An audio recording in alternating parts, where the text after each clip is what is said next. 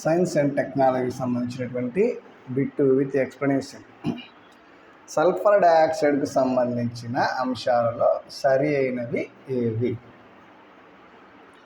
వాతావరణంలో sulphur dioxide స్థాయి అధికంగా ఉంటే మొక్కల ఆకులపై కణజాల క్షయపు మచ్చలు ఏర్పడతాయి. కణజాల క్షయపు మచ్చలు ఏర్పడతాయి. సల్ఫర్ డయాక్సైడ్ వాయువు వాతావరణంలో అధిక పరిమాణంలో ఎక్కువ కాలం ఉన్నచో ఆ ప్రాంతంలోని మొక్కల ఆకుల్లోని పత్రహరితం ఈ క్లోరోఫిల్ ఏ అనేటువంటిది ఫికోఫైటిన్ ఏగా మారడం వలన ఆకుపచ్చని రంగు వివర్ణం అవుతుంది.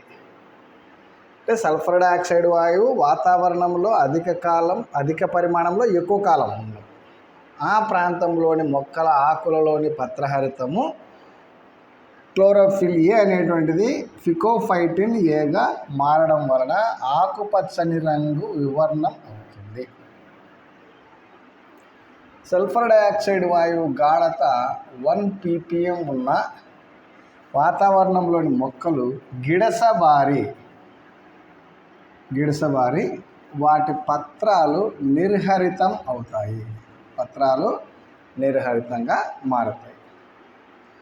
పగటిపూట మొక్కల పత్రరంధ్రాలు తెరుచుకొని ఉండడం వలన మొక్కలపై ఈ వాయువు ప్రభావము ఎక్కువగా ఉంటుంది.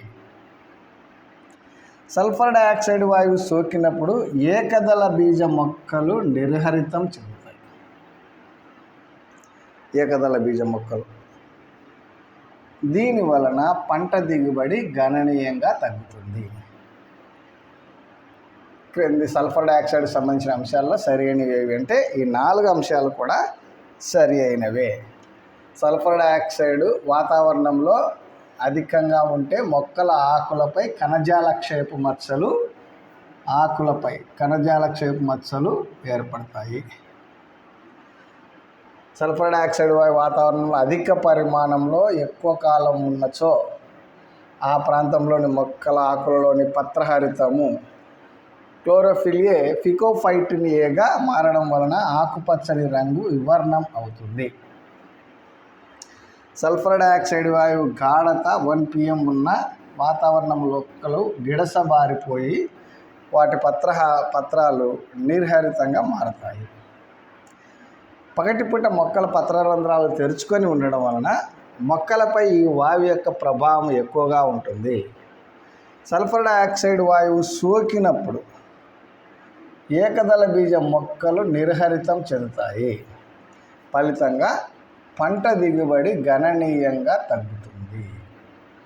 సో 4 సరి అయినవి. సల్ఫర్ డయాక్సైడ్కి సంబంధించినటువంటి అంశాలు ఈ 4 కూడా సరి అయినవే. ఓకే.